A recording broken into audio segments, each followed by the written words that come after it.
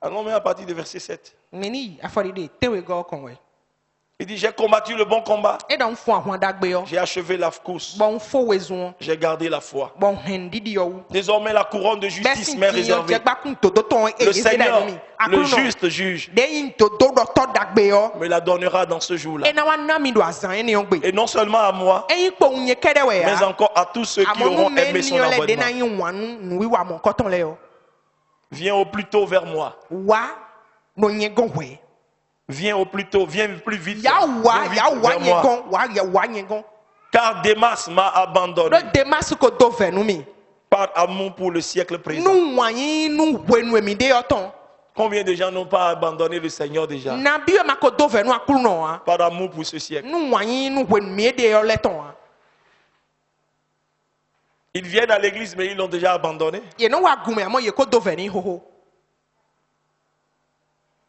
Ils sont à l'église tous les jours, tous les dimanches, mais ils l'ont déjà abandonné. Ils n'ont pas supporté longtemps de payer le prix.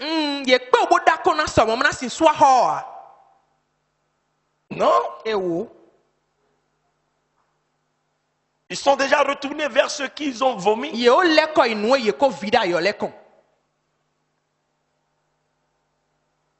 Il dit Démas m'a abandonné par amour pour le siècle présent. Et il est parti pour Thessalonique. Crescent est allé en Galatie. Tite en Dalmatie. Luc seul est avec moi. Prends Marc et amène-le avec toi. Car il m'est utile pour le ministère.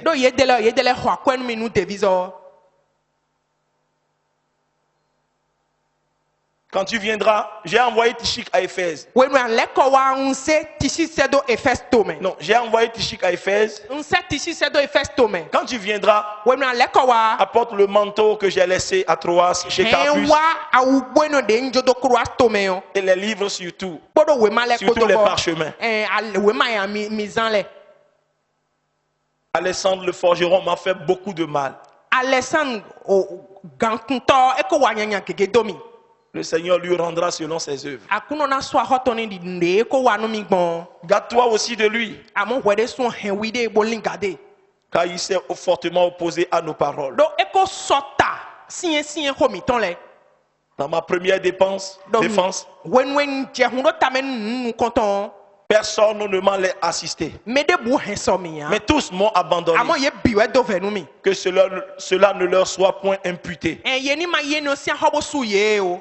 C'est le Seigneur qui m'a assisté et qui m'a fortifié afin que la prédication fût accomplie par moi et que tous les païens l'entendissent. Et j'ai été délivré de la gueule du lion. Le Seigneur me délivrera de toute œuvre mauvaise et il me sauvera pour me faire entrer dans son royaume céleste. À lui soit la gloire au siècle des siècles. Amen. En fait, c'était pas une lettre adressée à l'église. C'est un père qui adresse une lettre à un fils. Et voyez ce qu'il partage avec le fils. Des choses qu'on ne peut pas partager avec la foule, parce que la foule ne peut pas comprendre, mais le fils comprend. Ailleurs, il pouvait dire, tu me connais bien, tu connais mes faiblesses, tu connais ma force, tu m'as suivi de près, tu m'as vu pleurer même, tu m'as vu peut-être avoir peur, parce que le disciple, c'est cette minorité connaît tout du maître.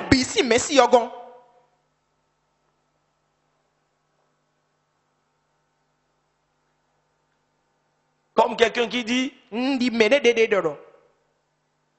parlant à son maître ou bien à son père, dit même quand tout va s'écrouler et que tout le monde sera en train de partir, tu viendras me trouver dans les décombres, sous les décombres.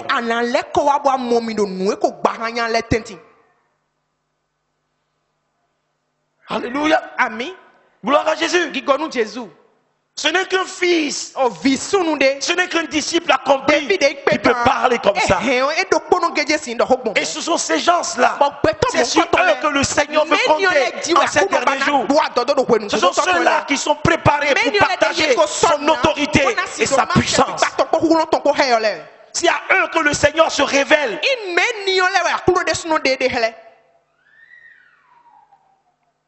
Bien-aimé, cette minorité, c'est entendre la voix du Seigneur. Est-ce que vous entendez la voix du Seigneur? Vous entendez sa voix? Est-ce que vous reconnaissez sa voix? La voix du Seigneur. Est-ce que vous la reconnaissez? Vous l'identifiez? C'est très important. Parce que c'est une grande question. Et il faut s'efforcer de répondre à cette question. Est-ce que tu entends la voix du Seigneur? Est-ce que tu entends sa voix? Alléluia. Amen. Balance les mains et dis Alléluia. La deuxième main pour dire encore Alléluia. Est-ce que comme un soldat tu peux te tenir debout pour dire Alléluia? Est-ce que tu peux t'asseoir maintenant et dire Alléluia? Je crois que le sommeil est chassé.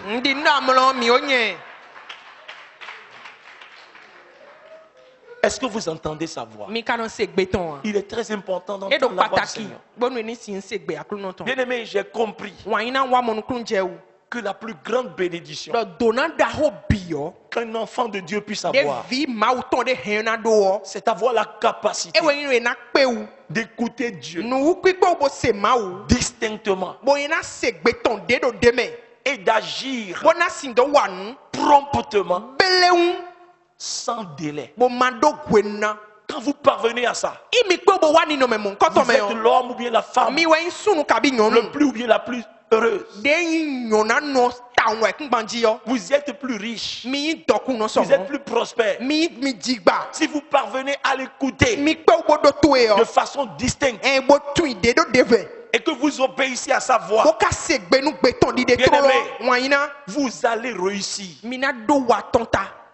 Le succès véritable se trouve dans l'écoute de Dieu et dans l'obéissance à sa voix. Malheureusement, beaucoup d'enfants de Dieu ne l'écoutent pas. Non. Quand vous lisez Jean 10, verset 27, qu'est-ce qu'il a dit?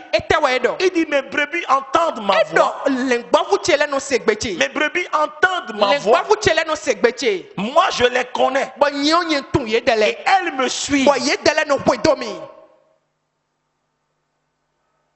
Mes brebis entendent ma voix. Moi, je les connais. Et elles me suivent. Les brebis suivent le berger pour aller où? Pour aller vers les verts pâturages. Dans les verts pâturages. Pour aller où? Là où se trouvent les eaux paisibles. Parce que c'est le berger qui connaît l'endroit où vous pouvez trouver les verts pâturages. C'est le berger qui connaît là où se trouvent les eaux paisibles. Mais si vous ne suivez pas le berger, alors comment parvenir? Comment pouvez-vous parvenir aux eaux paisibles que recherche votre âme, que recherche votre être? Comment pouvez-vous parvenir, c'est-à-dire au vert pâturage? Nous recherchons les verts pâturages. Nous recherchons les eaux paisibles. Mais nous sommes incapables d'entendre la voix du berger. Il dit, mes brebis entendent ma voix. Je les connais. Et elles me suivent. Parce qu'il n'y a que le berger qui connaisse là où se trouvent les verts pâturages et là où se trouvent les eaux paisibles.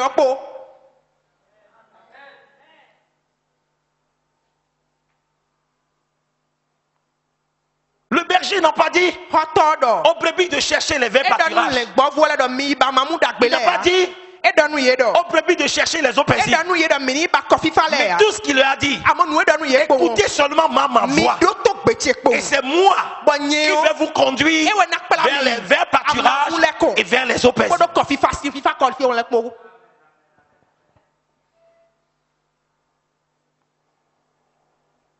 Parce que des fois, nous-mêmes, nous choisissons des chemins compliqués. Écoute ma voix.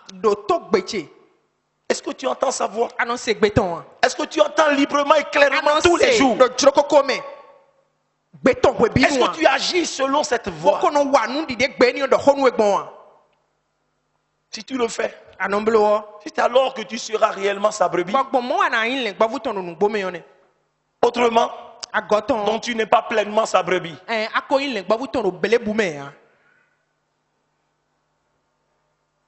C'est là où se trouve le véritable problème. Est-ce que tu entends la voix du berger? Est-ce que tu reconnais sa voix? Il dit, je connais mes brebis. Ces brebis, ce sont celles-là qui connaissent sa voix, qui entendent sa voix. Et tous les jours, le berger parle. Il parle. Il dit, passe ici. Passe là. Viens ici. Viens là. Va là. Va ici. Mais les boucs n'entendent pas. Mais les brebis entendent. Parce que dans le troupeau, il y a les boucs et il y a les brebis. Les brebis entendent la voix du berger. Mais les boucs ne font qu'à leur tête. Est-ce que tu as un bouc ou bien une brebis?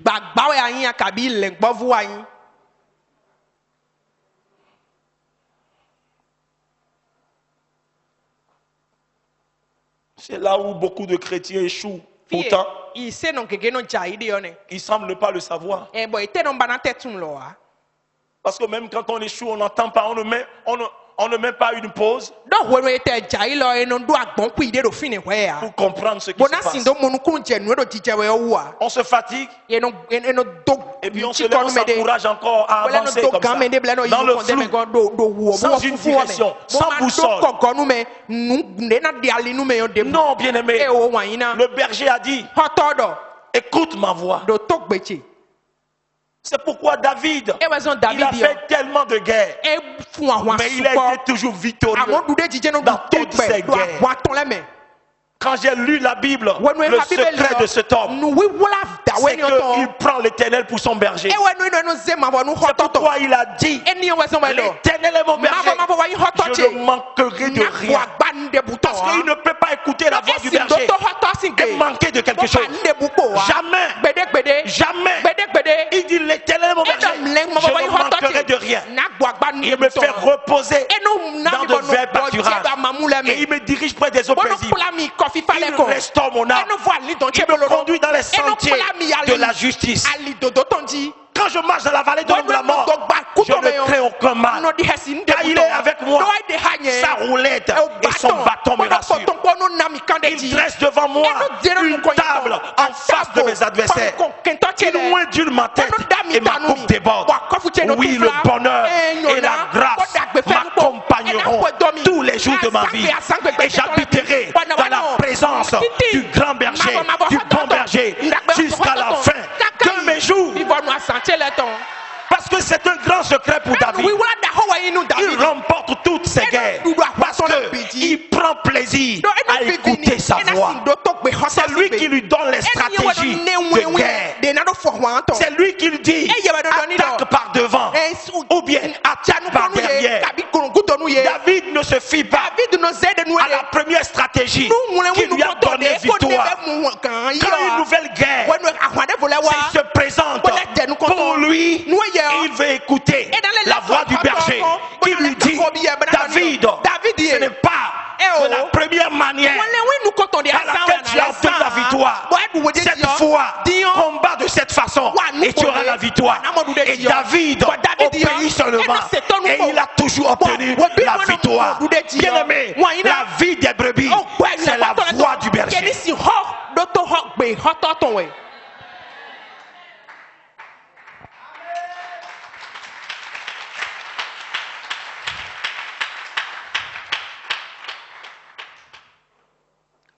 vie des brebis, c'est la voix du berger. Est-ce que nous entendons sa voix? C'est sa voix qui va nous conduire. Sinon, nous essayons tout, nous tapotons, nous tâtonnons. Ici, nous touchons ici, ça va alors que le Seigneur connaît le secret. Il connaît l'endroit. Il connaît la direction. David est arrivé au pouvoir. Et 3 ans de famine. 3 ans de famine seulement. La famine. Ils ont pris toutes les mesures. Et puis la famine s'intensifie. Mais pourquoi? Alors il a décidé de cesser avec les efforts personnels, les stratégies, l'intelligence des hommes. David dit, il faut que j'aille vers l'Éternel. Il faut que j'aille vers le berger. Lui connaît la direction de la solution. Il faut que je le questionne. Et il me dira ce qui est à la base de cette famine. Et alors il a cherché l'Éternel. Et l'Éternel lui a dit, David, non. Ton intelligence, toutes les mesures que tu peux prendre ne peut arrêter cette famine. La cause de cette famine est que ton prédécesseur, Saül, il a violé une alliance. Il faut que réparation soit faite d'abord. Si réparation n'est pas faite, cette famille ne s'éloignera pas d'Israël. Alors, bien-aimé, David a obtenu une seule orientation. Et dans cette orientation, alors il a marché. Et puis il a fait ce qu'il faut faire. Et la famine s'est arrêtée. La vie du brebis, c'est la voix du berger.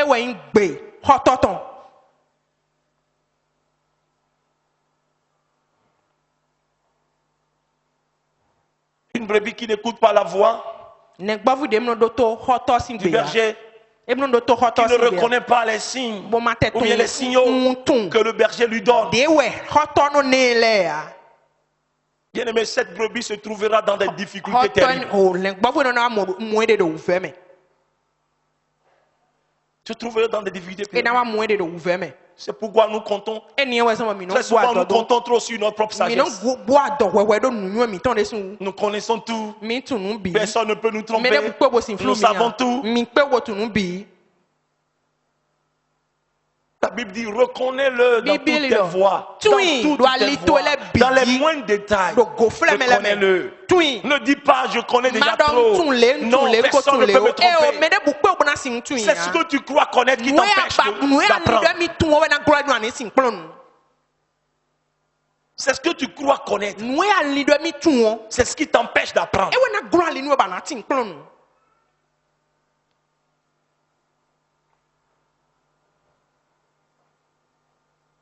Non, si tu ne connais pas cette voie, tu te trouveras dans des difficultés.